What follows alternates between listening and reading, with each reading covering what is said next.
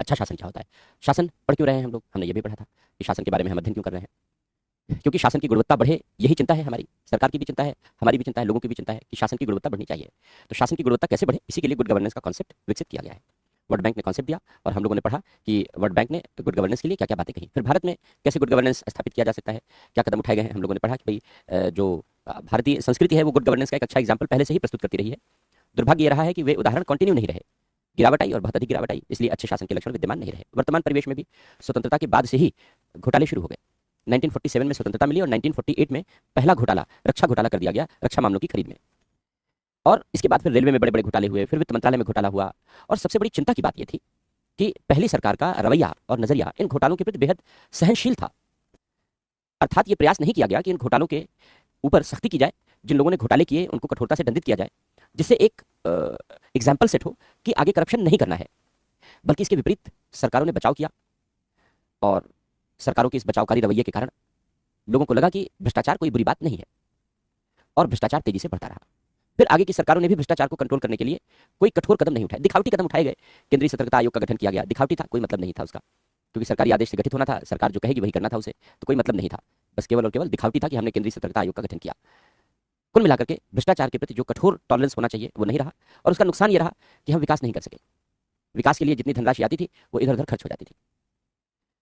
आगे चलकर N Vohra committee ने 1995 में जब अपनी रिकमेंडेशन दी तो उन्होंने कहा कि हमारे देश में राजनेताओं, मंत्रियों, अधिकारियों, अपराधियों, अंतर्राष्ट्रीय स्तर के अपराधियों, माफियाओं, न्यायाधीश, पत्रकार, इन सब के बीच एक भ्रष्ट गठजोड़ बना हुआ है और जब तक इस भ्रष्ट गठजोड़ को तोड़ने के लिए कदम नहीं उठाया जाएगा तब तक कोई लाभ नहीं मिलेगा।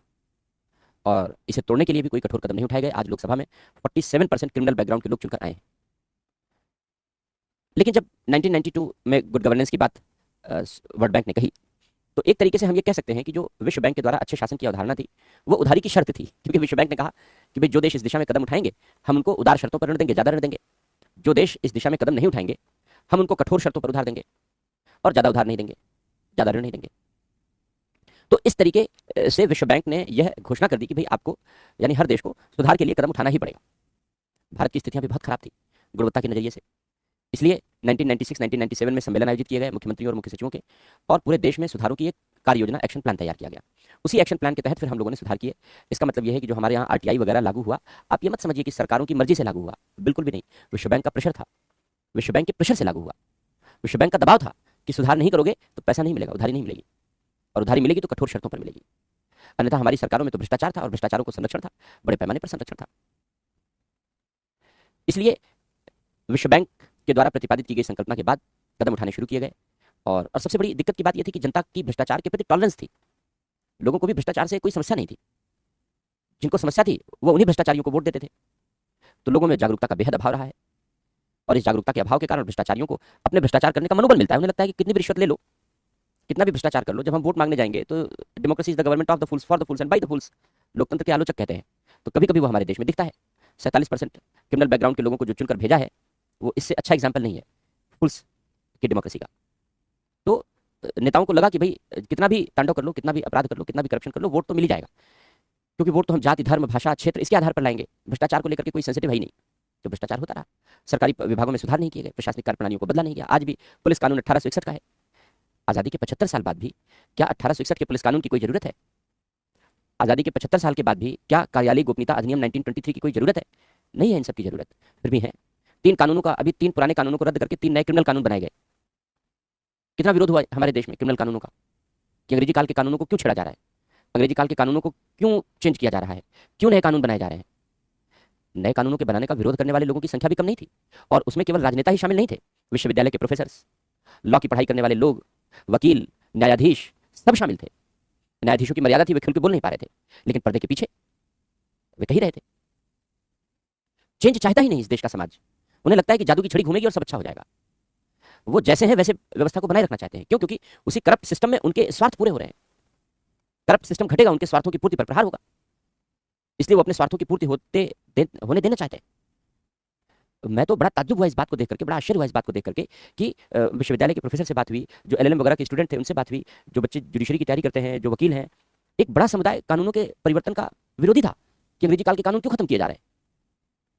ऐसे देश में अगर सुधार हो रहा है तो ऊपर वाले की बड़ी कृपा है। मैं तो यही कहूंगा, जहां सुधारों का विरोध हो, जहां अच्छे कार्यों का विरोध हो, तो वहां अगर अच्छे कार्य हो जाएं, सुधार हो जाएं, तो ईश्वर की कृपा का फल ही मान लेना चाहिए। क्योंकि अच्छे बुरे कार्यों का समर्थन करने वाले लोगों की संख्या कम ना हो जिस देश में, और अच्छे कार्यों का विरोध करने वाले लोगों की संख्या कम ना हो, ऐसे देश में अगर सुधार हो तो फिर ईश्वरीय कृपा ही मानी जानी चाहिए।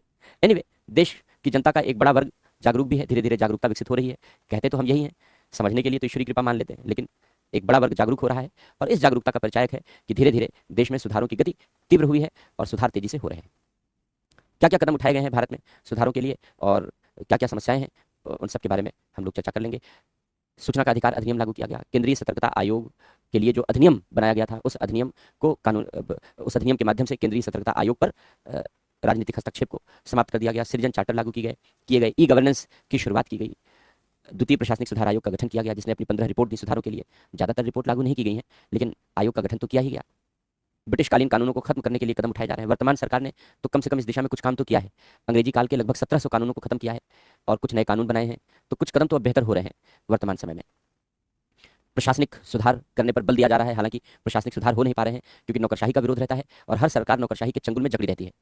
इसलिए जो अपेक्षा के अनुरूप प्रशासनिक सुधार है वो तो नहीं हो पाए, लेकिन फिलहाल थोड़े बहुत प्रशासनिक सुधार बीच बीच में होते चले हैं। जैसे मिशन कर्मयोगी शुरू किया गया है, वो हम लैटरल एंट्री को लागू किया गया है, पार्श्विक प्रवेश को शुरू किया गया है, चर्चा करेंगे हम लोग उसकी आगे। लैटरल एंट्री में भी आरक्षण का विवाद शामिल कर दिया गया, जिससे वो रुक गई। तो नष्ट करने वाले लोगों की संख्या कम नहीं है इस देश में। सुधारों को कैसे रोका जाए, बड़े षड्यंत्र पूर्वक तरीके से देश को आगे ले जाने के लिए लैटरल एंट्री इंट्रोड्यूस की गई। तो बड़े षड्यंत्र पूर्वक तरीके से एक वर्ग ने लैटरल एंट्री में आरक्षण का मुद्दा उठा करके लैटरल एंट्री के द्वारा की जाने वाली नियुक्तियों पर रोक लगा दी, जिससे नौकरशाही में सुधार रोके जा सके और देश को आगे ले जाने का काम रोका जा सके, देश को विकसित बनाने का काम रोका जा सके। यानी हमारे देश में राजनीतिक पतन भी पराकाष्ठा पर है, शीर्ष पर है। राजनेता अपने राजनीतिक स्वार्थ के लिए, सत्ता प्राप्त करने के लालच के लिए देश का कितना भी बड़ा नुकसान करने के लिए तैयार रहते हैं। लैटरल एंट्री का विवाद इसका बहुत अच्छा एग्जाम्पल है। वरना लैटरल एंट्री हो रही थी, हम विशेषज्ञों की सेवा 1 साल 2 साल 3 साल के लिए लेते थे, फिर वो चले जाते थे।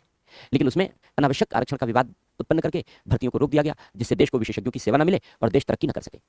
जब तक देश में ऐसे कुटिल सोच के नेता रहेंगे, जब तक ऐसे देश में ऐसे अनैतिक नेता रहेंगे और ऐसे नेताओं को जन समर्थन रहेगा, देश के लिए विकास करना बहुत कठिन रहेगा।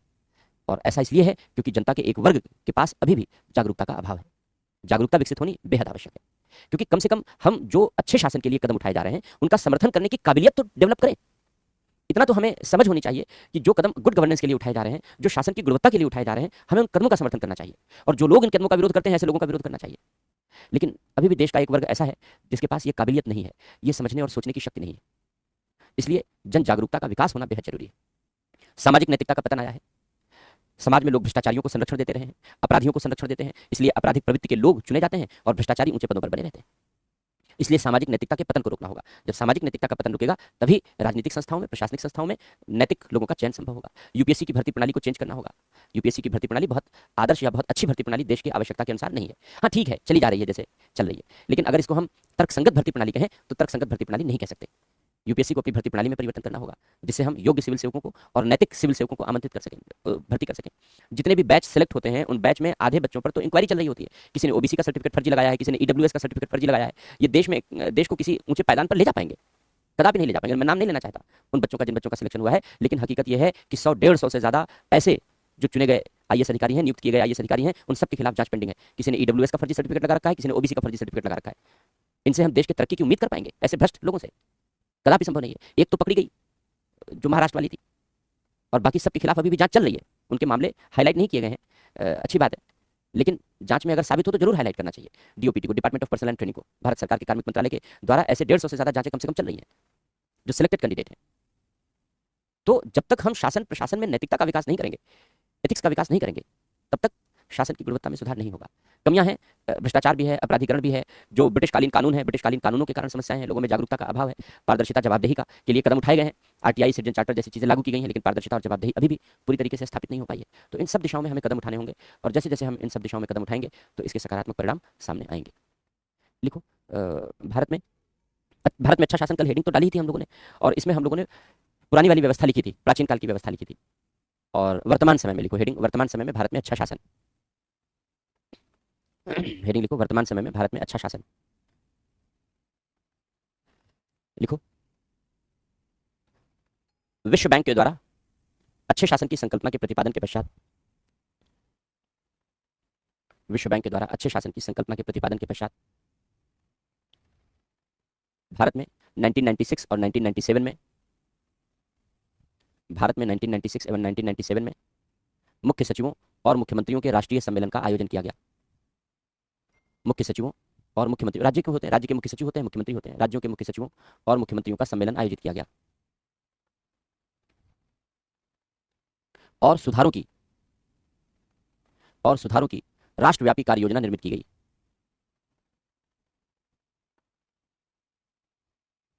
और सुधारों की राष्ट्रव्यापी कार्य योजना निर्मित की गई। सुधारों की राष्ट्रव्यापी कार्य योजना निर्मित की गई। परिणाम स्वरूप निम्नलिखित कदम उठाए गए। पहला पॉइंट लिखो, सिटीजन चार्टर की घोषणा। सिटीजन चार्टर की घोषणा आगे पढ़ेंगे। दूसरा, सूचना का अधिकार अधिनियम 2005। सूचना का अधिकार अधिनियम 2005। अगला पॉइंट, केंद्रीय सतर्कता आयोग को सांविधिक दर्जा देना। 2003 में दिया गया सांविधिक दर्जा, कानूनी दर्जा। केंद्रीय सतर्कता आयोग को सांविधिक दर्जा देना। अगला पॉइंट, पारदर्शिता एवं जवाबदेही। पारदर्शिता एवं जवाबदेही को प्रोत्साहन। पारदर्शिता एवं जवाबदेही को प्रोत्साहन। अगला पॉइंट लिखो, प्रशासनिक सुधारों के लिए द्वितीय प्रशासनिक सुधार आयोग का गठन। प्रशासनिक सुधारों के लिए द्वितीय प्रशासनिक सुधार आयोग का गठन, जिसने 15 रिपोर्ट प्रस्तुत की हैं। जिसने 15 रिपोर्ट प्रस्तुत की हैं।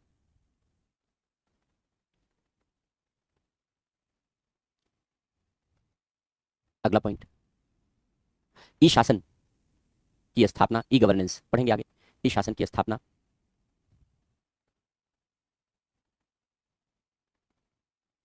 अगला पॉइंट लिखो, संवहनीय विकास, सस्टेनेबल डेवलपमेंट। संवहनीय विकास पर बल। नेक्स्ट, समावेशी विकास पर बल। नेक्स्ट, मानवाधिकारों का संरक्षण। नेक्स्ट, आर्थिक सुधार। नेक्स्ट, लोकपाल एवं लोकायुक्त अधिनियम 2013। लोकपाल एवं लोकायुक्त अधिनियम 2013। नेक्स्ट, पार्श्विक प्रवेश, लैटरल एंट्री। नेक्स्ट, मिशन कर्मयोगी। नेक्स्ट, आत्मनिर्भर भारत इत्यादि। ऐसे बहुत सारे कदम हैं जो गुड गवर्नेंस के लिए उठाए गए हैं। अब लिखो चुनौतियां। क्या चुनौतियां हैं गुड गवर्नेंस में?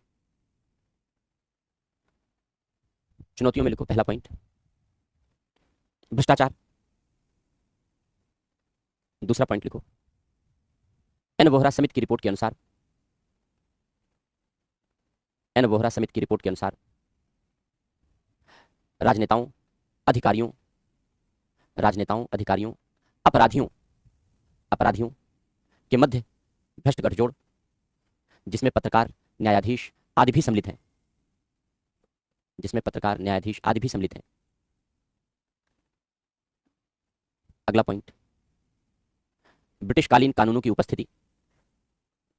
ब्रिटिशकालीन कानूनों की उपस्थिति, जैसे पुलिस अधिनियम 1861, पुलिस अधिनियम 1861, कार्यालयी गोपनीयता अधिनियम 1923 आदि। कार्यालयी गोपनीयता अधिनियम 1923 आदि। अगला पॉइंट लिखो, आवश्यकता के अनुसार या अपेक्षा या आवश्यकता के अनुसार प्रशासनिक, राजनीतिक, न्यायिक सुधारों का अभाव। जितनी जरूरत है ये सुधार बिल्कुल नहीं हुए। प्रशासनिक, राजनीतिक, न्यायिक इत्यादि सुधारों का अभाव। अगला पॉइंट लिखो, पारदर्शिता एवं जवाबदेही में कमी। थोड़ा कदम उठाए गए हैं इसलिए अभाव नहीं है, लेकिन कमी है पूरी। पारदर्शिता एवं जवाबदेही में कमी। अगला पॉइंट लिखो, शासन प्रशासन में नैतिकता का अभाव। शासन प्रशासन में नैतिकता का अभाव। अगला पॉइंट लिखो, लोगों में प्रभावी जागरूकता का अभाव। लोगों में प्रभावी जागरूकता का अभाव।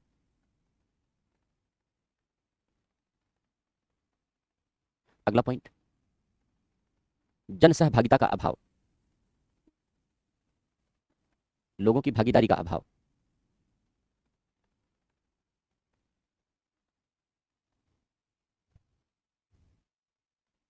जन सहभागिता का अभाव, लोगों की भागीदारी का। तो ये कमियां हो गई। उपाय लिख लो, क्या उपाय किए जाने चाहिए। पहला पॉइंट लिखो उपाय में, भ्रष्टाचार और अपराधीकरण के प्रति, भ्रष्टाचार और अपराधीकरण के प्रति जीरो टॉलरेंस के आधार पर, जीरो टॉलरेंस के आधार पर कार्रवाई की जानी चाहिए। जीरो टॉलरेंस के आधार पर कार्रवाई की जानी चाहिए और इसके लिए कठोर कानून बनाए जाने चाहिए। और कठोर कानून नहीं है, राजनेता खूब लूट रहा है देश को, न्यायाधीश खूब रिश्वत ले रहे हैं, कुछ पकड़ जाते हैं, कभी कभी मामले सामने आ जाते हैं कि किसी घर आग लग गई तो पता लग गया, आग न लगती तो पता ही नहीं चलता। पता चलता क्या बिना आग लगे कितना करोड़ रुपए रखा है घर में। और ये अकेला नहीं है यशवंत जिसके घर में आग लगी और इतने करोड़ दिखे, ऐसे बहुत है जुडिशरी में, बहुत हैं ऐसे। इसकी लिखित शिकायत भी हो चुकी है, लिखित शिकायतें हुई हैं, कोई ध्यान नहीं दिया जाता। शिकायत करने वाले को भी फंसा दिया जाता है, उसको जेल भेज दिया जाता है अवमानना में 6 महीने के लिए। तो बहुत करप्शन है जुडिशरी में, बेहद करप्शन। और करप्शन के लिए कार्रवाई करने का कोई प्रावधान ही नहीं है, तो बहुत कठोर कानून बनाने की जरूरत है इस सबके लिए। नेक्स्ट पॉइंट लिखो, कठोर प्रशासनिक, कठोर प्रशासनिक, राजनीतिक, कठोर प्रशासनिक, राजनीतिक, न्यायिक, आर्थिक सुधार किए जाएं।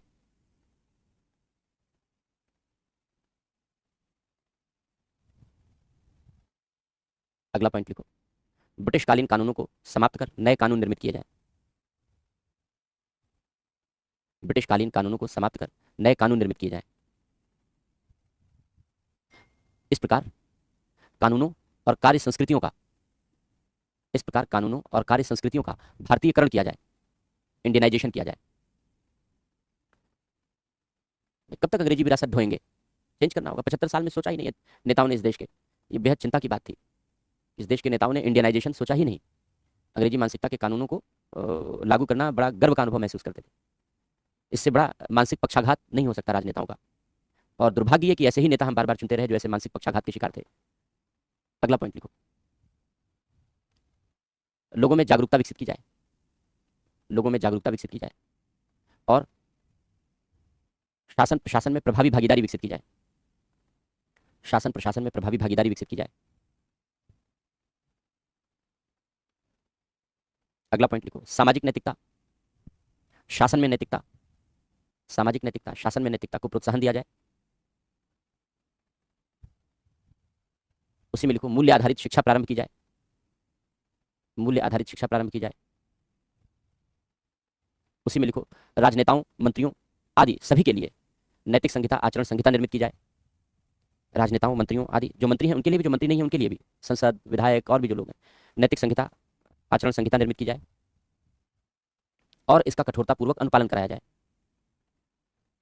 और इसका कठोरतापूर्वक अनुपालन कराया जाए।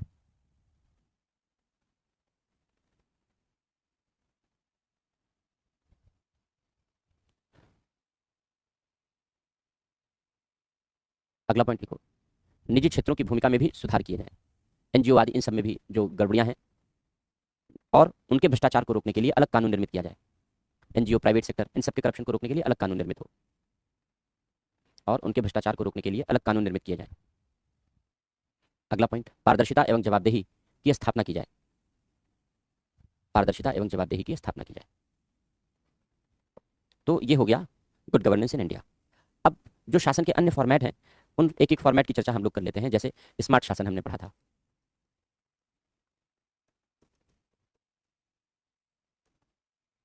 स्मार्ट गवर्नेंस एक्रोनिम है ये, और हर अक्षर शासन की एक अलग विशेषता को दर्शाता है। हर अक्षर शासन के एक अलग विशेषता को अलग अलग दर्शाता है। तो शासन की अलग अलग विशेषताएं ये क्या हैं, इन्हीं के बारे में हम लोग चर्चा कर रहे हैं। एस फॉर सिंपल,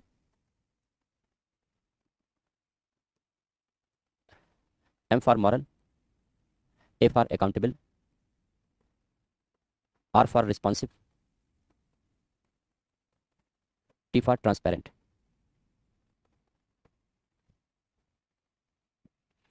तो जब शासन में इन लक्षणों का विकास किया जाए तो इसे स्मार्ट शासन कहते हैं। सिंपल यानी सरल, सरल का मतलब है कि जो विभागीय जटिलताएं हैं, कार्य करने की जटिलताएं हैं, उनको समाप्त किया जाए।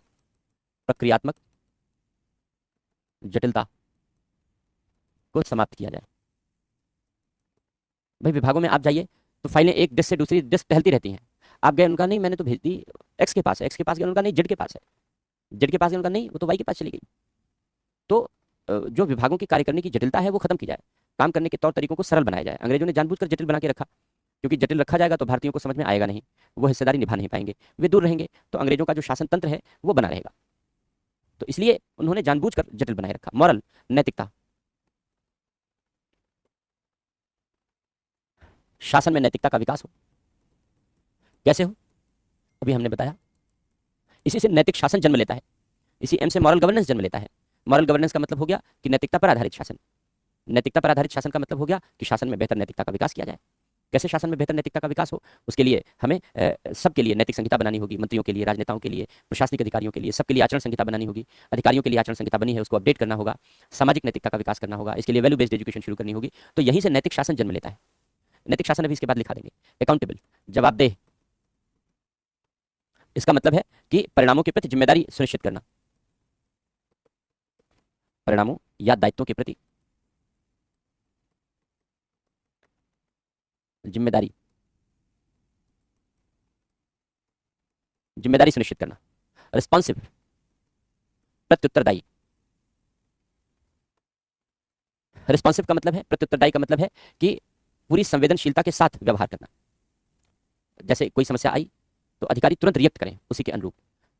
भूकंप में भुज में भूकंप आया गुजरात में, तो डीएम को के चेहरे पर कोई शिकन ही नहीं, अच्छा भूकंप आया कोई बात नहीं, चलो तुम लोग चले जाओ, तुम लोग चले जाओ, देख लो, जैसे हटा दिया गया, उसे हटाना पड़ा, क्योंकि लोग हताहत हो रहे थे, राहत कार्य में गति ही नहीं आ रही थी। क्यों? क्योंकि सोता हुआ डीएम था। ऐसे आपदा के समय में बीच में हटाना पड़ा, उसे राहत कार्यों के बीच हटाना पड़ा, दूसरे को डीएम का चार्ज देना पड़ा, तो जाके राहत और बचाव कार्यों में तेजी आई। ऐसे ऐसे अधिकारी रहे इस देश में। तो रिस्पॉन्सिव,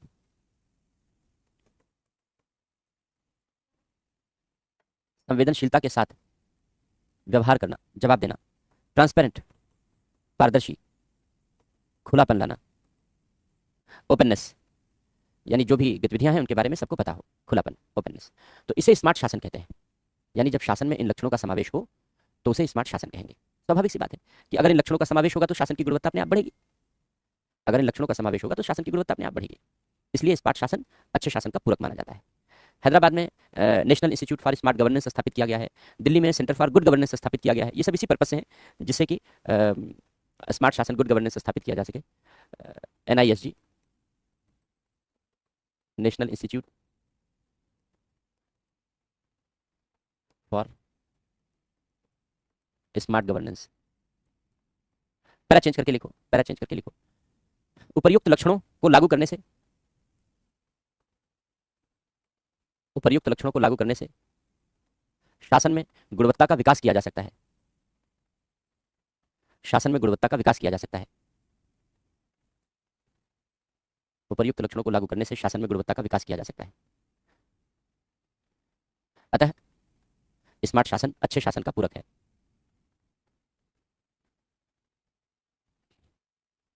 स्मार्ट शासन अच्छे शासन का पूरक है। उपर्युक्त लक्षणों को प्रोत्साहन देने के लिए, उपर्युक्त लक्षणों को प्रोत्साहन देने के लिए दिल्ली में centre for good governance, Delhi में सेंटर फॉर गुड गवर्नेंस और हैदराबाद में national institution for smart governance की स्थापना की गई है। National institution for smart governance की स्थापना की गई है। तो ये हो गया स्मार्ट शासन।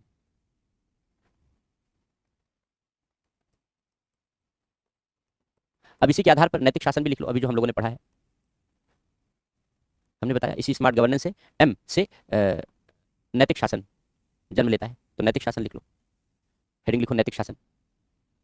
मॉरल गवर्नेंस लिखो, शासन में नैतिकता का प्रवेश, शासन में नैतिकता का प्रवेश नैतिक शासन कहलाता है। शासन में नैतिकता का प्रवेश नैतिक शासन कहलाता है।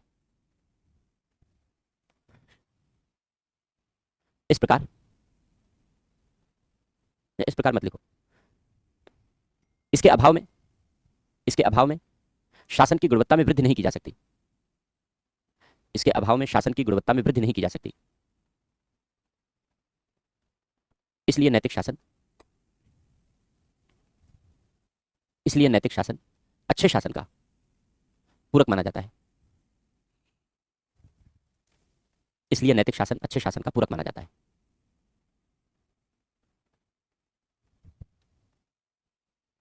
इसके अंतर्गत निम्नलिखित बिंदुओं पर बल दिया जाता है। इसके अंतर्गत निम्नलिखित बिंदुओं पर बल दिया जाता है। पहला, मंत्रियों, राजनेताओं, मंत्रियों, राजनेताओं आदि के लिए नैतिक संहिता और आचरण संहिता का विकास करना। नैतिक संहिता और आचरण संहिता का विकास करना। मंत्रियों, राजनेताओं आदि के लिए नैतिक संहिता और आचरण संहिता का विकास करना। अगला पॉइंट लिखो, प्रशासनिक अधिकारियों के लिए या सिविल सेवकों के लिए, कुछ भी लिख सकते हो, सिविल सेवकों के लिए नैतिक संहिता विकसित करना। नैतिक संहिता विकसित करना और आचरण संहिता को अपडेट करना। सिविल सेवाओं के लिए आचरण संहिता है, नैतिक संहिता नहीं है। सिविल सेवाओं के लिए नैतिक संहिता विकसित करना और आचरण संहिता को अपडेट करना। और आचरण संहिता को अपडेट करना। अगला पॉइंट लिखो,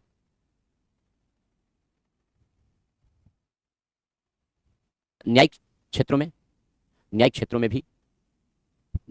नैतिक संहिता और आचरण संहिता, क्योंकि अलग तरीके की होगी उनकी, न्यायिक क्षेत्रों में भी नैतिक संहिता और आचरण संहिता को लागू करना।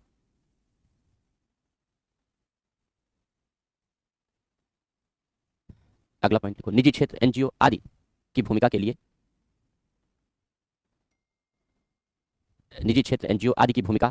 लिए नैतिकता और आचरण संबंधी मानदंडों की घोषणा करना।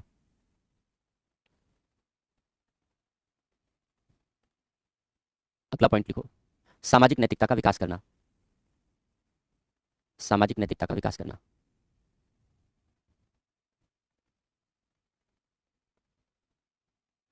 सामाजिक नैतिकता का विकास करना।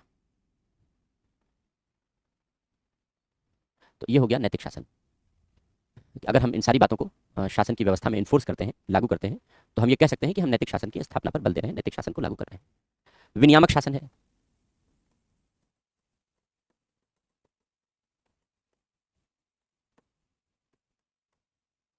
हमने पॉलिटी में विनियामक संस्थाएं पढ़ी थी और हमने पढ़ा था कि विनियामक संस्थाओं का प्रयोग दिन प्रतिदिन बढ़ता जा रहा है।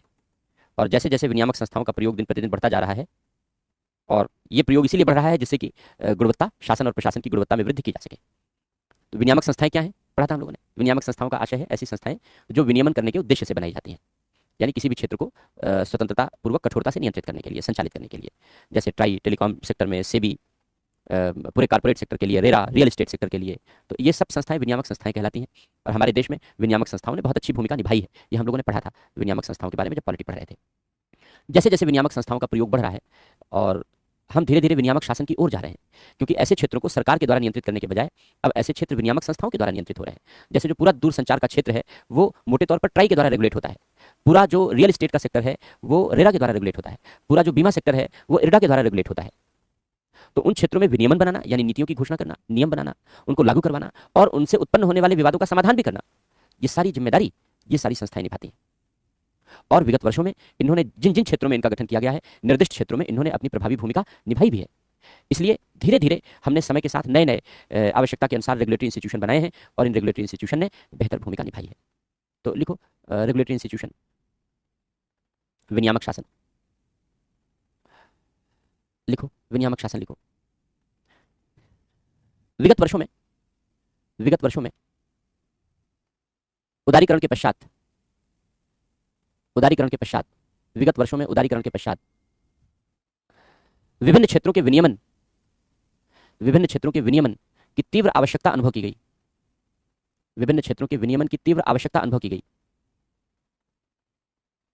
अतः विनियामक संस्थाओं का गठन किया जाने लगा।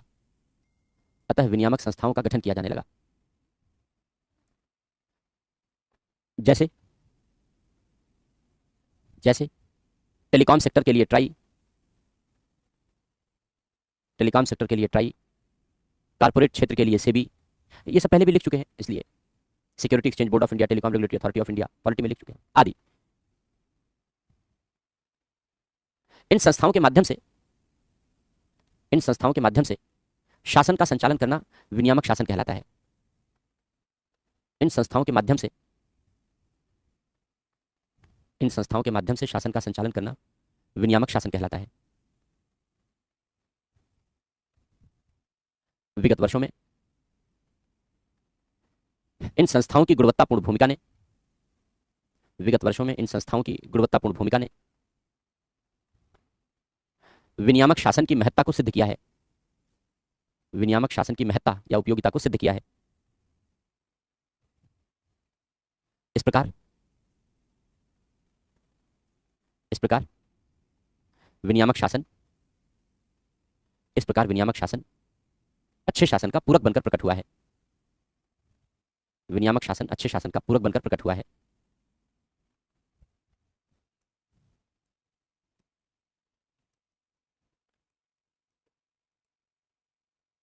विकेंद्रित शासन,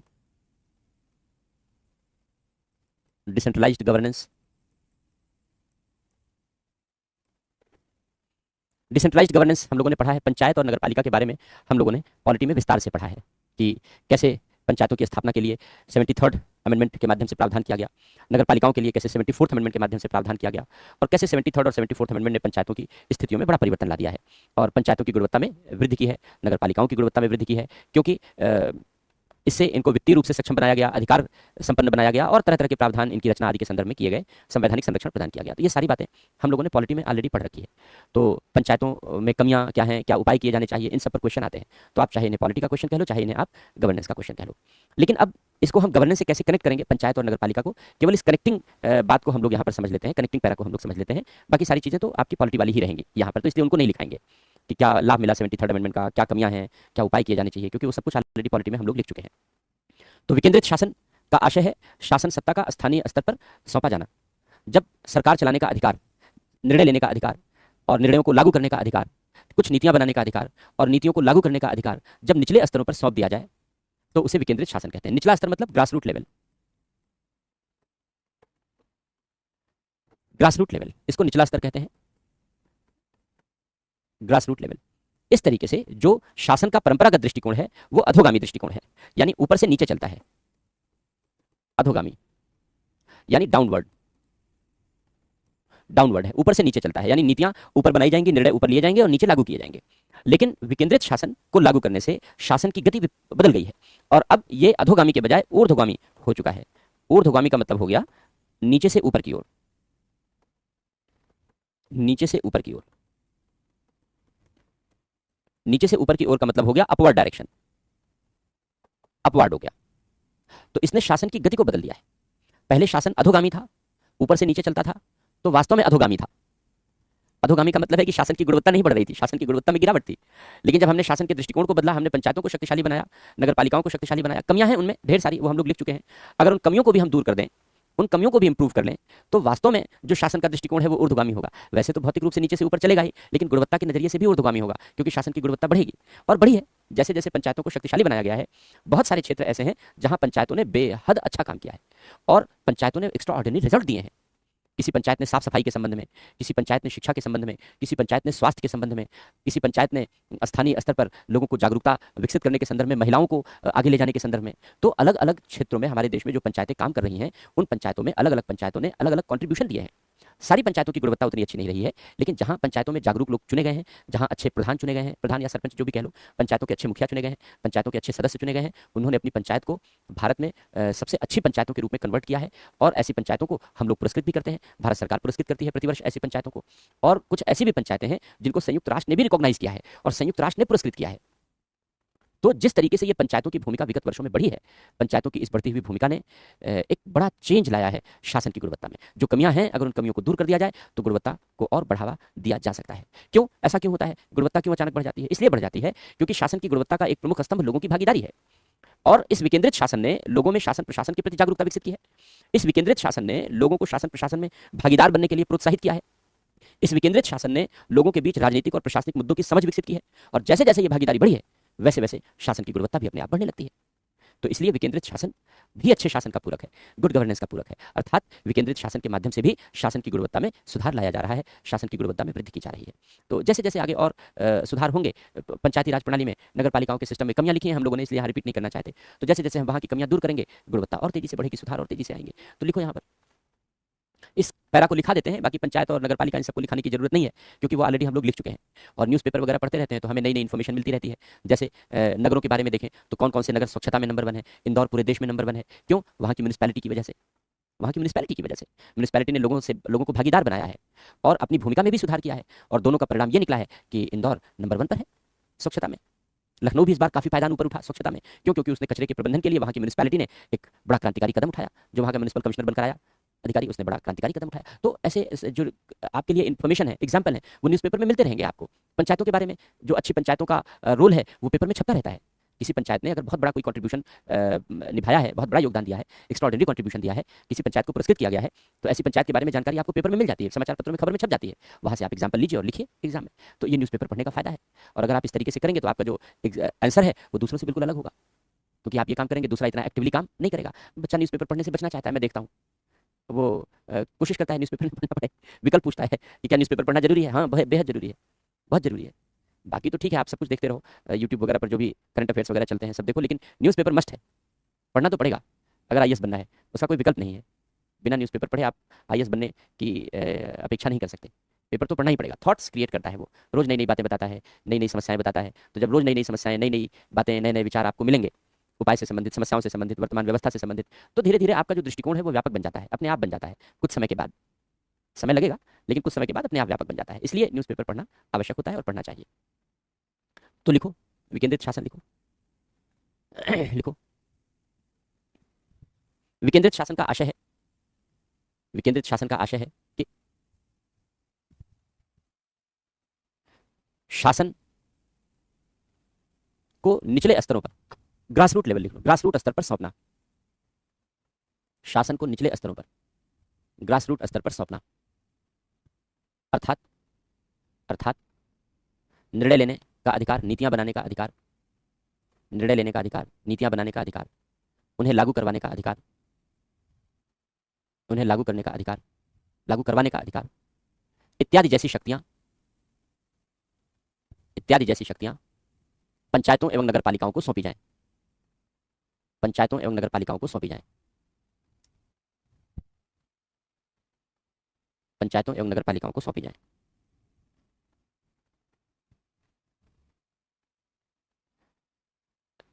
इसके माध्यम से, इसके माध्यम से स्थानीय स्तर पर, इसके माध्यम से स्थानीय स्तर पर, स्थानीय दृष्टिकोण से, स्थानीय स्तर पर, स्थानीय दृष्टिकोण से लोगों की समस्याओं का समाधान करना, लोगों की समस्याओं का समाधान करना और आवश्यकताओं की पूर्ति करना सरल होता है।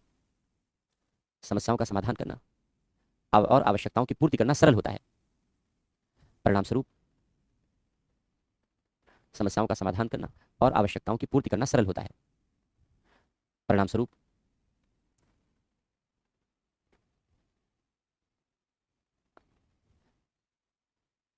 शासन की गुणवत्ता में वृद्धि होती है।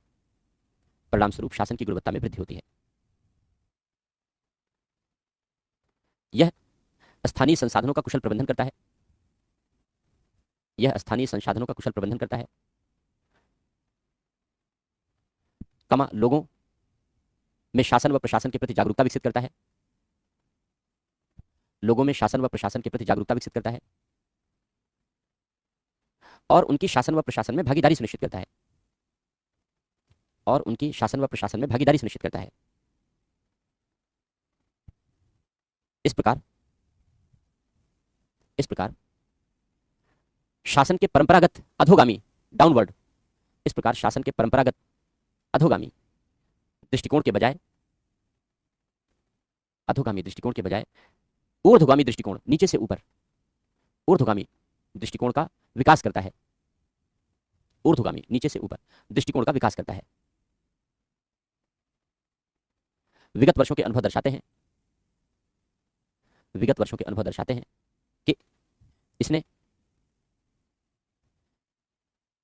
पंचायतों और नगरपालिकाओं को, विगत वर्षों के अनुभव दर्शाते हैं कि इसने पंचायतों और नगरपालिकाओं को कार्य करने में सक्षम बनाया है। विगत वर्षों के अनुभव दर्शाते हैं कि इसने पंचायतों और नगरपालिकाओं को कार्य करने में सक्षम बनाया है। परिणाम स्वरूप शासन की गुणवत्ता में वृद्धि की है। परिणाम स्वरूप शासन की गुणवत्ता में वृद्धि की है। परिणाम स्वरूप शासन की गुणवत्ता में वृद्धि की है। इस प्रकार विकेंद्रित शासन सुशासन का पूरक बनकर प्रकट हुआ है। इस प्रकार विकेंद्रित शासन सुशासन का पूरक बनकर प्रकट हुआ है।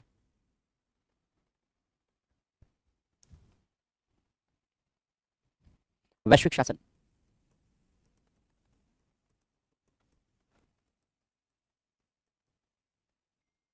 Global governance. Global governance global governance का मतलब क्या है, वैश्विक शासन का मतलब क्या है? अब हम सब वैश्विक शासन के युग में रह रहे हैं, क्योंकि अंतर्राष्ट्रीय संस्थाओं का योगदान शासन व्यवस्था में बढ़ा है। जैसे शासन के बारे में हम लोग पढ़ ही क्यों रहे हैं? क्योंकि विश्व बैंक ने गुड गवर्नेंस का कॉन्सेप्ट दिया, और विश्व बैंक ने गुड गवर्नेंस का कॉन्सेप्ट देकर के शासन को अध्ययन की विषय वस्तु बना दिया कि भाई शासन के बारे में भी पढ़ा जाए, कैसे शासन में सुधार लाया जाए, क्या कमियां हैं उनको कैसे दूर किया जाए। तो विश्व बैंक ने शासन को अध्ययन का एक केंद्र बना दिया। शासन के विषय में नए नए शोध किए जाए, ये एक फोकस हो गया। अगर विश्व बैंक ने गुड गवर्नेंस का कॉन्सेप्ट नहीं दिया होता तो शायद आज हम लोग नहीं पढ़ रहे होते, गवर्नेंस का टॉपिक शायद पढ़ने का विषय नहीं होता। लेकिन आज गवर्नेंस का टॉपिक पढ़ रहे हैं तो इसके मूल में एक बड़ा कारण गुड गवर्नेंस का कॉन्सेप्ट है जो वर्ल्ड बैंक ने दिया था। और यहीं से विश्व बैंक के द्वारा गुड गवर्नेंस का कॉन्सेप्ट देने के बाद से ही पूरे विश्व में शासन व्यवस्था में सुधारों की लहर चल पड़ी। सुधार किए जाने लगे, सुधारों पर बल दिया जाने लगा, क्योंकि उधारी का मामला था, उधारी लेने का मामला था। सुधार नहीं करेंगे तो विश्व बैंक देगा नहीं, पैसा नहीं देगा। इसके अलावा समय समय पर जैसे संयुक्त राष्ट्र संघ है, यूएन है, United Nation Development Programme SDG की घोषणा की गई है। सस्टेनेबल डेवलपमेंट गोल जानते हो आप लोग?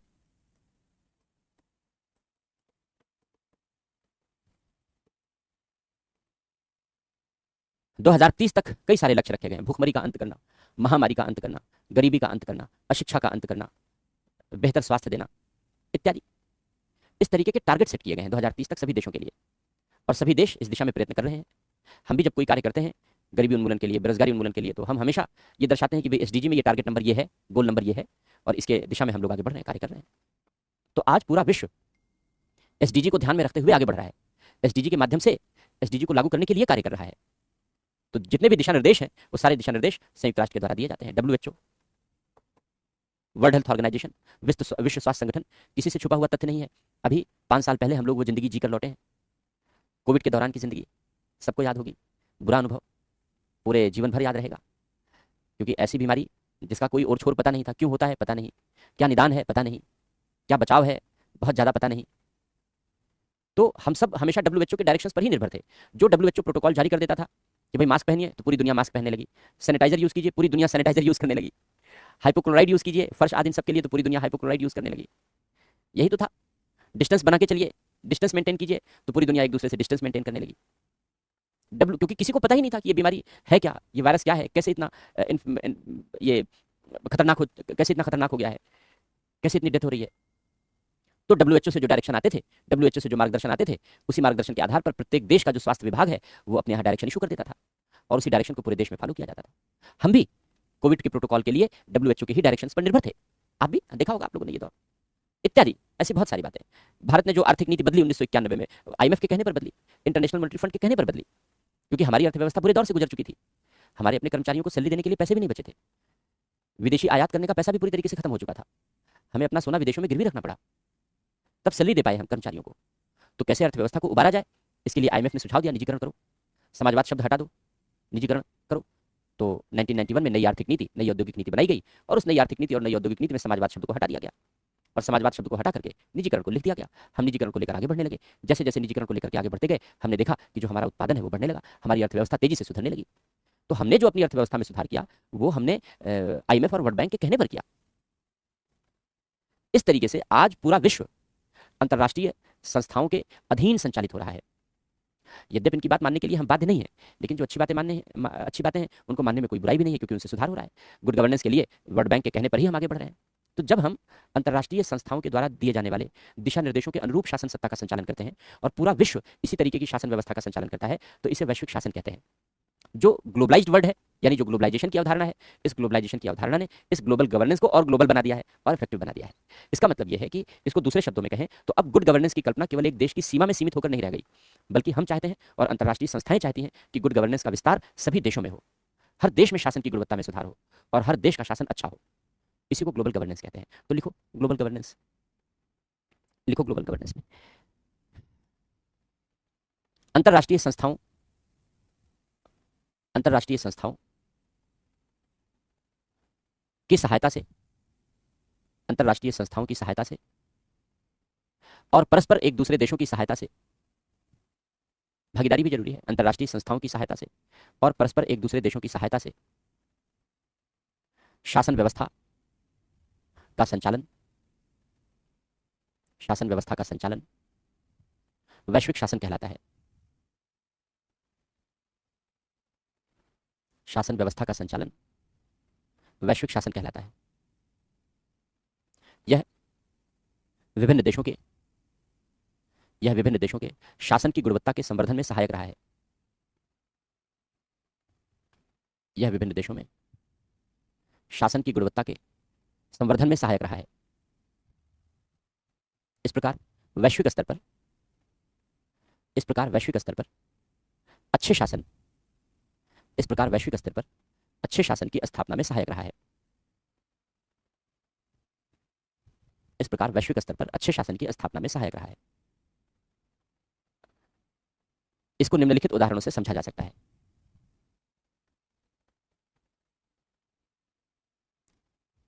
इसे निम्नलिखित उदाहरणों से समझा जा सकता है। जैसे पहला पॉइंट लिखो, विश्व बैंक के द्वारा अच्छे शासन की अवधारणा के प्रतिपादन के पश्चात, विश्व बैंक के द्वारा अच्छे शासन की अवधारणा के प्रतिपादन के पश्चात, विश्व बैंक के द्वारा अच्छे शासन की अवधारणा के प्रतिपादन के पश्चात सभी देशों ने इस दिशा में कदम उठाए हैं। सभी देशों ने इस दिशा में कदम उठाए हैं क्योंकि एक प्रकार से विश्व बैंक के द्वारा दिया गया यह विचार, क्योंकि एक प्रकार से विश्व बैंक के द्वारा दिया गया यह विचार विश्व बैंक के द्वारा ऋण प्रदान करने की शर्त के रूप में था। विश्व बैंक के द्वारा ऋण प्रदान करने की शर्त के रूप में था। अर्थात जो देश शासन व्यवस्था में सुधार करेंगे, उन्हें विश्व बैंक के द्वारा उदार शर्तों पर ऋण दिया जाएगा। उन्हें विश्व बैंक के द्वारा उदार शर्तों पर ऋण दिया जाएगा, अन्यथा कठोर शर्तें आरोपित की जाएंगी।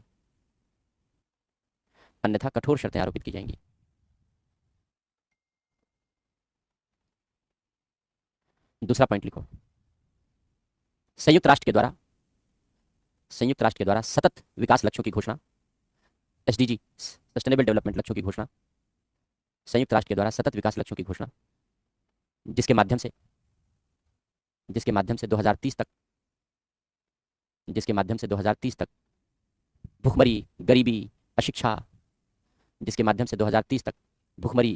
अशिक्षा, महामारी जैसी समस्याओं के अंत का लक्ष्य रखा गया है।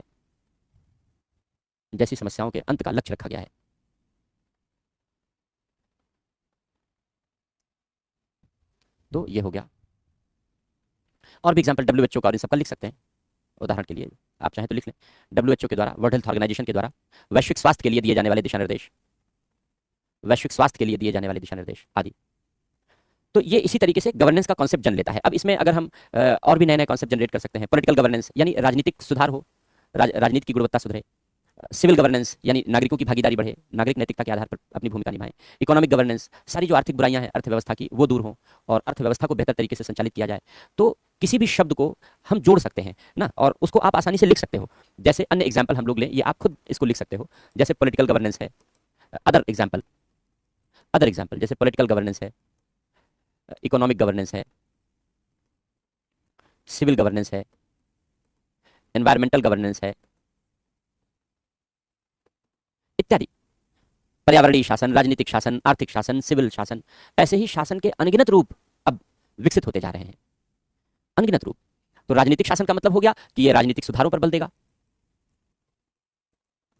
सिद्धांतों की राजनीति, नैतिकता की राजनीति, यही होगा। राजनीतिक सुधार पर बल देना होगा, सिद्धांतों की राजनीति करनी होगी। गांधी जी कहते थे बिना सिद्धांतों की राजनीति पाप है। हमारे यहाँ तो बड़े पापी हैं अपने देश में क्योंकि बिना सिद्धांतों की राजनीति है, अवसरवादी राजनीति है, स्वार्थ की राजनीति है। इकोनॉमिक राजनीति, इकोनॉमिक गवर्नेंस आर्थिक सुधार पर बल देता है। सिविल गवर्नेंस नागरिकों की जागरूकता और भागीदारी पर बल देता है। नागरिक जागरूक हो और जागरूकता के साथ साथ भागीदारी निभाएं तो सिविल गवर्नेंस होगा। एनवायरमेंटल गवर्नेंस पर्यावरणीय शासन, तो एनवायरमेंटल गवर्नेंस का मतलब क्या हो जाएगा? पर्यावरण को शासन का अंग बनाया जाए।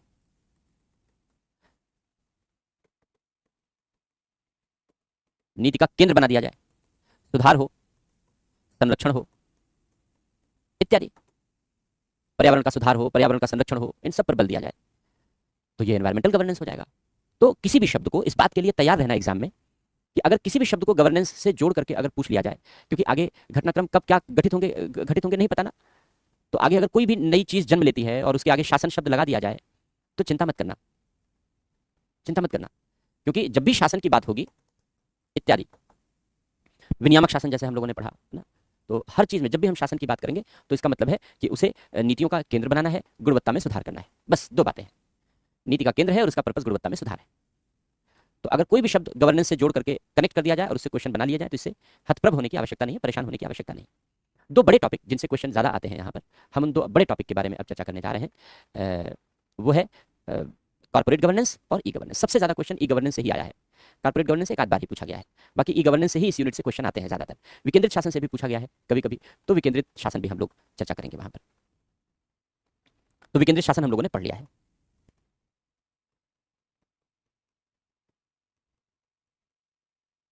कॉर्पोरेट गवर्नेंस,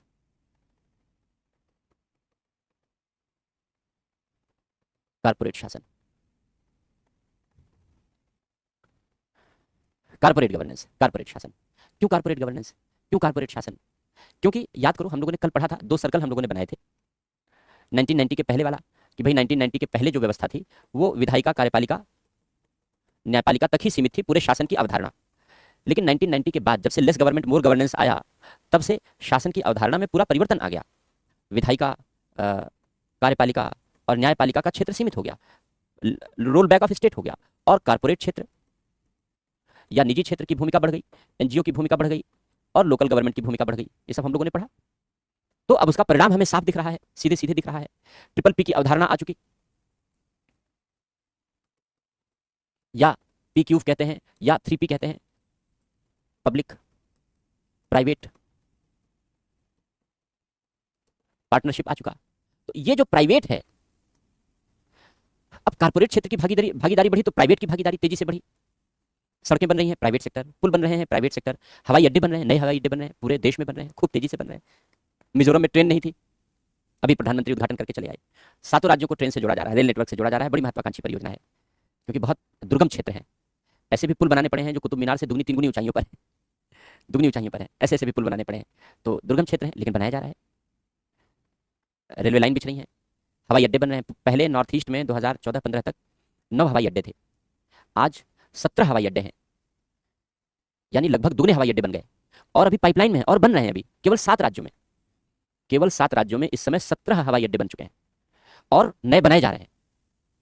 जितने भी पुराने हवाई अड्डे थे उनका आधुनिकीकरण किया गया, दिल्ली का किया गया, पटना का अभी, और नए नए। अभी देखो पूर्णिया बिहार का जिला है, बहुत बड़ा जिला भी नहीं है, लेकिन पूर्णिया में अभी हवाई अड्डा बना, अभी उद्घाटन हुआ पूर्णिया में हवाई अड्डे का, इसी 1 महीने के अंदर की बात है। तो इंफ्रास्ट्रक्चर तेजी से डेवलप हो रहा है। सड़कें हैं, पुल हैं, फ्लाईओवर है, टनल है, रेल नेटवर्क है, हाईवेज हैं, एक्सप्रेसवेज हैं, बुलेट ट्रेन है, मेट्रो ट्रेन है। तेजी से इंफ्रास्ट्रक्चर का जाल फैल रहा है। इसके अलावा भी तमाम क्षेत्रों में, केवल इंफ्रास्ट्रक्चर के क्षेत्र में ही नहीं, बाकी अन्य क्षेत्रों में, इंश्योरेंस का सेक्टर ले लो, सर्विस सेक्टर ले लो, तमाम क्षेत्रों में भी प्राइवेट सेक्टर की भागीदारी बढ़ रही है। डिफेंस प्रोडक्शन में भी अब प्राइवेट सेक्टर की भागीदारी बढ़ रही है। हम लड़ाकू विमान, विदेशी ताकतें चाहती हैं कि भारत अपने लड़ाकू विमान हमसे खरीदे, इसलिए वो हमसे तकनीकें नहीं शेयर करना चाहती। वो हमको इंजन तक, अमेरिका का जीई से 6 साल पुराना गठजोड़ है, 8 साल पुराना टाइप है, आज तक उसने एक इंजन नहीं दिया हमको 5वीं पीढ़ी के जहाज का, क्योंकि उसे लगता है कि भारत को देंगे तो भारत हो सकता है अपना बना ले जाए, इसलिए दे ही नहीं रहा है। समझौते होने के बाद नहीं दे रहा है, 5-6 साल बीत चुके हैं समझौते होने के, तब भी नहीं दे रहा है। तो ऐसी दशा में हम करें क्या? प्राइवेट सेक्टर को हमने कहा तुम लोग कुछ कर सकते हो, प्राइवेट सेक्टर ने कहा हाँ कर सकते हैं। प्राइवेट सेक्टर आगे आए, टाटा ग्रुप आगे आया, लार्सन एंड टुब्रो आगे आई, अडानी ग्रुप आगे आया। इन तमाम ग्रुप ने मिल करके ये तय किया कि अब भारत सरकार की विमान बनाने में, लड़ाकू विमान बनाने में, लड़ाकू युद्धपोत बनाने में, इन सब में मदद करेंगे, क्योंकि विकसित देशों में निजी क्षेत्र ही करते हैं सब कुछ, तो भारत में भी मदद करेंगे जिससे भारत में बने। तो अब भारत में भी तेजी से भूमिका निभाई जा रही है। तो अगर जब सुरक्षा से लेकर के विकास तक स्कूल बन रहे हैं, अस्पताल बन रहे हैं, सब ट्रिपल पी के पैटर्न पर बन रहे हैं, जब सभी क्षेत्रों में निजी क्षेत्र अपनी भागीदारी निभा रहे हैं, कारपोरेट अपनी भागीदारी निभा रहे हैं, और अगर निजी क्षेत्रों की गतिविधियों में सुधार नहीं होगा, अगर प्राइवेट सेक्टर की गतिविधियों में सुधार नहीं होगा, उन पर नियंत्रण नहीं किया जाएगा, उन पर निगरानी नहीं होगी, तो फिर ओवरऑल शासन की गुणवत्ता में सुधार कैसे होगा? क्योंकि अभी तक हम लोगों ने जो भी अच्छे शासन के विषय में अभी तक चर्चा की, वो केवल यहां तक सीमित थी, पब्लिक तक सीमित थी। हम लोगों ने केवल पब्लिक सरकार के बारे में ही तो सारी चर्चा की अभी। लेकिन अब चूंकि युग निजी क्षेत्रों को साथ लेकर चलने का है, निजी क्षेत्र सरकार के साथ समानांतर रूप से भागीदारी निभा रहे हैं और कहीं कहीं सरकार से ज्यादा बेहतर रोल प्ले कर रहे हैं। जैसे आपके पास जो नेटवर्क है किसका है बताओ? या तो जियो का होगा, या एयरटेल का होगा, या वोडाफोन का होगा। बीएसएनएल और एमटीएनएल का तो होगा नहीं, रेयर होगा किसी के पास बीएसएनएल और एमटीएनएल का, रेयर होगा। वरना ज्यादातर तो जियो और एयरटेल और वोडाफोन इन्हीं के नेटवर्क होंगे। तीनों प्राइवेट एजेंसियां हैं, तीनों प्राइवेट एजेंसियां हैं।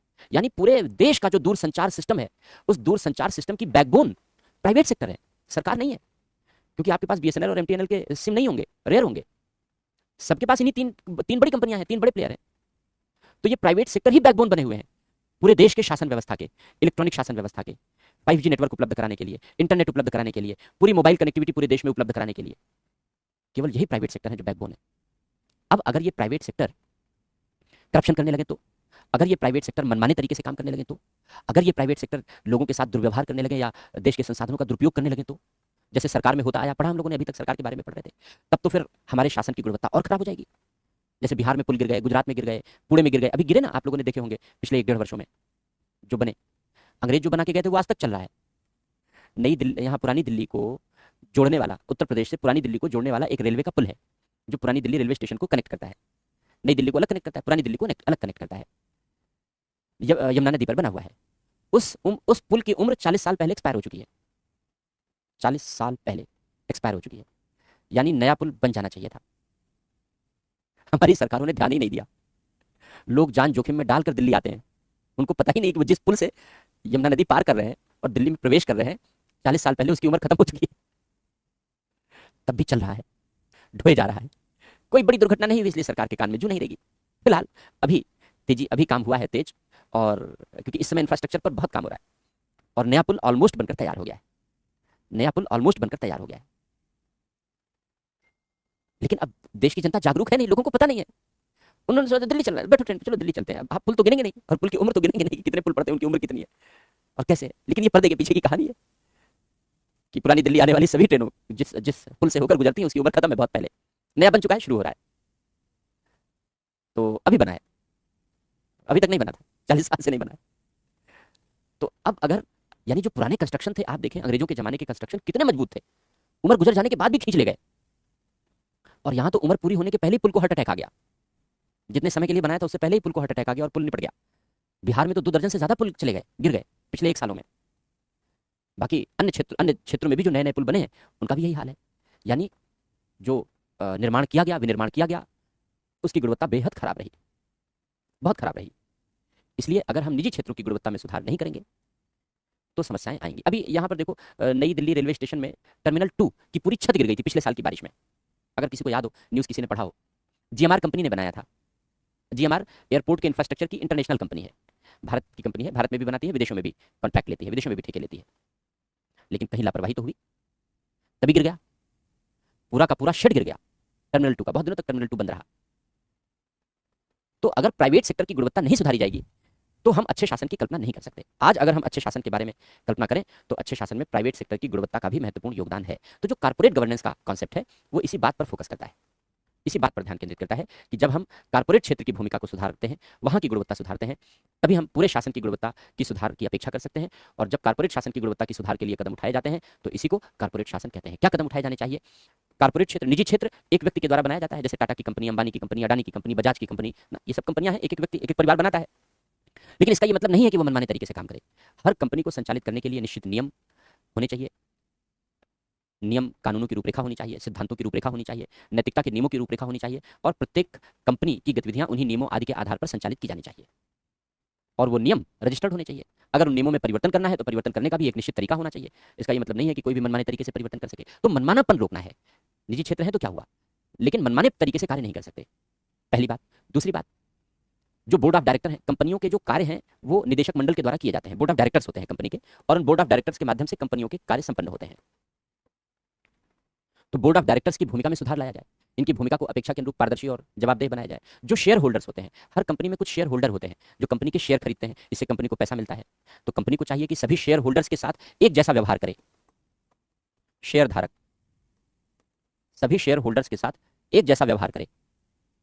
लेकिन कंपनियां प्रायः ऐसा नहीं करती हैं। जो बड़े शेयर धारक होते हैं उनके साथ अलग ट्रीटमेंट होता है, जो छोटे शेयर धारक होते हैं उनके साथ अलग ट्रीटमेंट होता है। ऐसा रहा है कभी कभी, लेकिन अब जब कॉर्पोरेट गवर्नेंस की तरफ बढ़ रहे हैं तो इस प्रकार की विसंगति को, असमानता को समाप्त किया जा रहा है।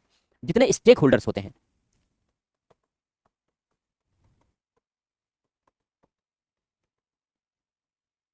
स्टेक रखने वाले लोग, स्टेक रखने वाले लोग, उनको स्टेक होल्डर कहेंगे, यानी हित रखने वाले लोग, जिनका कंपनी में किसी न किसी प्रकार का हित होगा।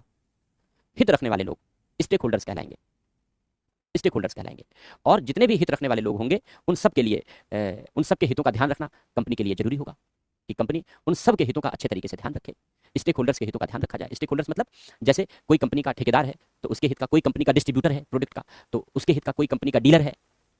कंपनियां छोटे छोटे प्रोडक्ट मंगाती है और उनको असेंबल करती है, तो उनसे जो कॉन्टैक्ट है, हम हैं, ग्राहक हैं, हम भी कंपनी के स्टेक होल्डर हैं क्योंकि हमारा भी हित है कंपनी के प्रोडक्ट को यूज करके।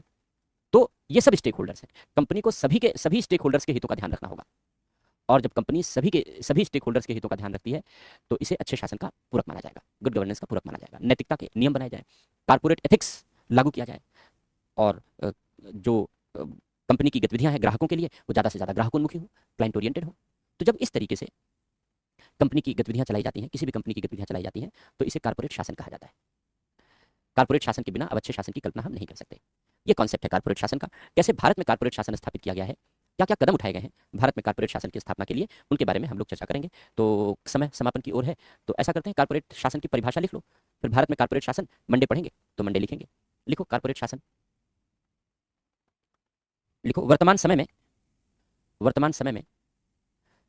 कारपोरेट क्षेत्र, वर्तमान समय में कारपोरेट क्षेत्र सरकार का पूरक बनकर प्रकट हुआ है। सरकार का पूरक बनकर प्रकट हुआ है। विकास सुरक्षा सभी क्षेत्रों में, विकास सुरक्षा सभी क्षेत्रों में, ट्रिपल पी के माध्यम से विकास सुरक्षा सभी क्षेत्रों में, लोक निजी भागीदारी के माध्यम से, विकास सुरक्षा सभी क्षेत्रों में लोक निजी भागीदारी के माध्यम से कार्यों का संपादन किया जा रहा है। कार्यों का संपादन किया जा रहा है।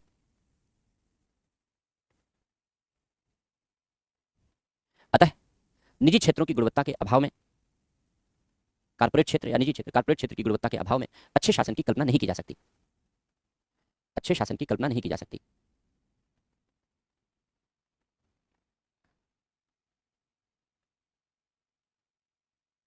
कारपोरेट क्षेत्र, कारपोरेट क्षेत्र की गतिविधियों में सुधार लाना इसीलिए आवश्यक होता जा रहा है, इसीलिए आवश्यक हो गया है।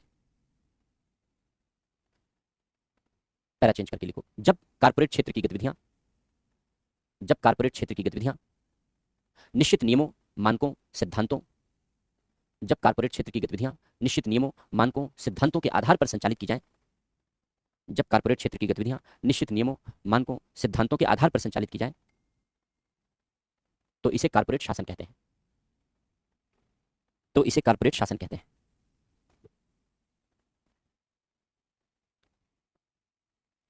इसके अंतर्गत निम्नलिखित बिंदुओं पर बल दिया जाता है। इसके अंतर्गत निम्नलिखित बिंदुओं पर बल दिया जाता है। पहला, कारपोरेट क्षेत्र के लिए निश्चित नियमों, मानकों एवं सिद्धांतों का विकास करना। कारपोरेट क्षेत्र के लिए निश्चित नियमों, मानकों एवं सिद्धांतों का विकास करना। दूसरा, निदेशक मंडल, बोर्ड ऑफ डायरेक्टर्स, निदेशक मंडल, बोर्ड ऑफ डायरेक्टर्स की भूमिका को, निदेशक मंडल की भूमिका को आवश्यकता के अनुसार पारदर्शी और जवाबदेह बनाना। हर मामलों में तो पारदर्शिता लाई नहीं जा सकती क्योंकि गोपनीयता भी जरूरी है, प्रतिस्पर्धा होती है। तो आवश्यकता के अनुसार निदेशक मंडल की भूमिका को आवश्यकता के अनुसार पारदर्शी और जवाबदेह बनाना। अगला पॉइंट, शेयर होल्डर्स के साथ समान व्यवहार करना। शेयर होल्डर्स के साथ समान व्यवहार करना। अगला पॉइंट, सभी स्टेक होल्डर्स के हितों का ध्यान रखना। सभी स्टेक होल्डर्स के हितों का ध्यान रखना। सभी स्टेक होल्डर्स के हितों का ध्यान रखना। अगला, कारपोरेट एथिक्स का पालन करना। कारपोरेट एथिक्स का पालन करना। नेक्स्ट, नेक्स्ट लिखो, स्वस्थ प्रतिस्पर्धा को प्रोत्साहन देना।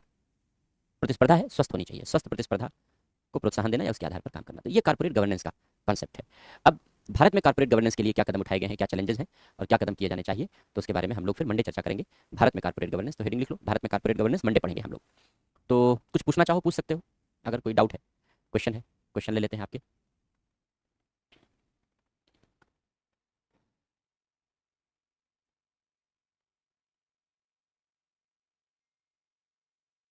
मणिपुर में कल हमारे 2 जवान शहीद हो गए। हाँ, बेहद मणिपुर में और नागालैंड, ये 2 राज्य नॉर्थ ईस्ट के बड़े सेंसिटिव हैं हमारे लिए, क्योंकि वहाँ से हथियार, पैसा सब कुछ मिलता है।